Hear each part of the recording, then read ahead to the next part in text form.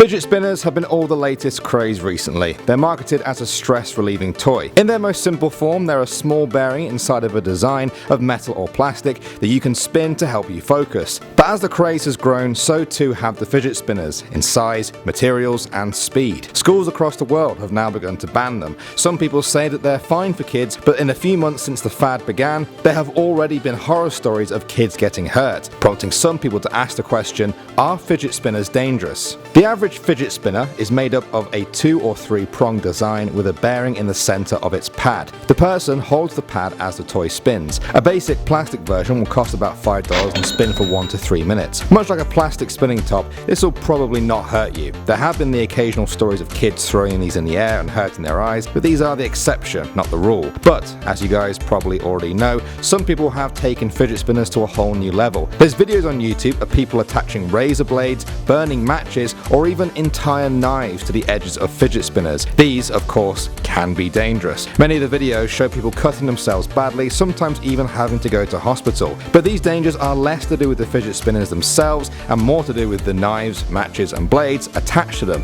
things we already know that can be dangerous if handled badly. Sometimes even speed is enough to cause damage. The YouTube channel Gizmo Slip used compressed air to get one fidget spinner spinning at over 30 miles per hour and 1000 RPM, far quicker than the average fidget spinner. It was fast enough to actually smash a Samsung Galaxy S8 on contact. It's not hard to imagine that causing some harm if it made contact with skin and not glass. But even when you remove these ridiculous death trap fidget spinners from the equation, there have been stories of the normal ones causing harm. Alexa Slate, a 9-year-old girl from New York, chipped her tooth while playing with one in the backseat of her car after it hit her in the mouth. The accident racked up $2,000 in dental costs and the child needed a root canal. An Australian 11-year-old was nearly blinded while playing with a fidget spinner. Isaac was trying to see how high he could throw one in the air, and after missing the catch on the way down, it clipped the corner of his eye. To crazes like this, you have to put things in context and not use blanket statements. There have been millions of fidget spinners sold around the world, and although people are still debating their usefulness as a stress reliever, it would be unfair to call them inherently dangerous based off a handful of anecdotes. Also, fidget spinners with knives attached can't be lumped together with normal fidget spinners